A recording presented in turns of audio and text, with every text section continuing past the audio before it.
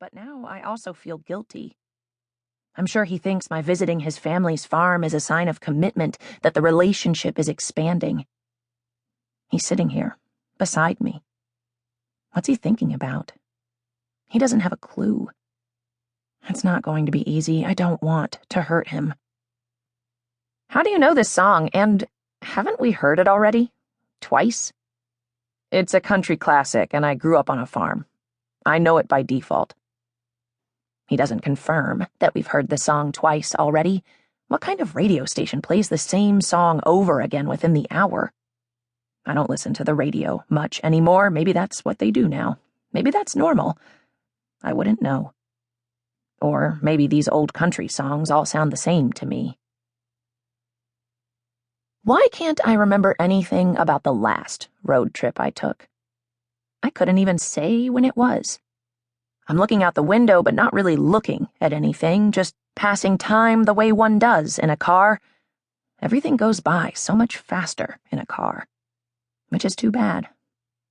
Jake told me all about the landscape here. He loves it. He said he misses it whenever he's away, especially the fields and sky, he said. I'm sure it is beautiful, peaceful, but it's hard to tell from the moving car. I'm trying to take in as much as I can. We drive by a deserted property with only the foundation of a farmhouse. Jake says it burned down about a decade ago. There's a decrepit barn behind the house and a swing set in the front yard. But the swing set looks new. Not old and rusty, not weather-beaten. What's with the new swing set? I ask. What? On that burned farm. No one lives there anymore. Let me know if you get cold. Are you cold? I'm fine, I say. The glass of the window is cool. I'm resting my head against it. I can feel the vibrations of the engine through the glass, each bump in the road. A gentle brain massage. It's hypnotic. I don't tell him I'm trying not to think about the caller. I don't want to think about the caller or his message at all. Not tonight. I also don't want to tell Jake that I'm avoiding catching my reflection in the window. It's a no mirrors day for me. Just like the day Jake and I met. These are thoughts I keep to myself. Trivia night at the campus pub. The night we met. The campus pub isn't somewhere I spend a lot of time. I'm not a student, not anymore. I feel old there. I've never eaten at the pub. The beer on tap tastes dusty. I wasn't expecting to meet anyone that night. I was sitting with my friend.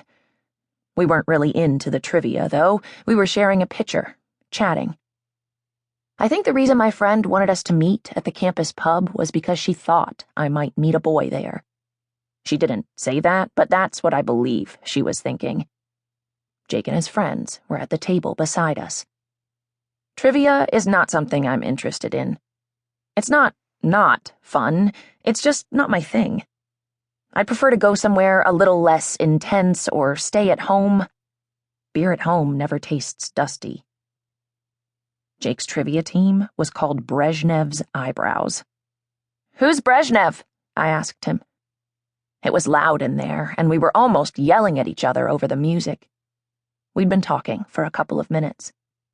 He was a Soviet engineer, worked in metallics, era of stagnation, had a couple of monster caterpillars for eyebrows. This is what I'm talking about. Jake's team name. It was meant to be funny, but also obscure enough to demonstrate a knowledge of the Soviet Communist Party. I don't know why, but this is the stuff that drives me nuts. Team names are always like this, or if not, then they're blatant sexual innuendos. Another team was named My Couch Pulls Out, and so do I. I told Jake I didn't really like trivia, not at a place like this. He said, It can be very nitpicky. It's a strange blend of competitiveness veiled as apathy. Jake isn't striking. Not really. He's handsome mostly in his irregularity. He wasn't the first guy I noticed that night, but he was the most interesting. I'm rarely tempted by stainless beauty. He seemed a little less part of the group, as if he'd been dragged there.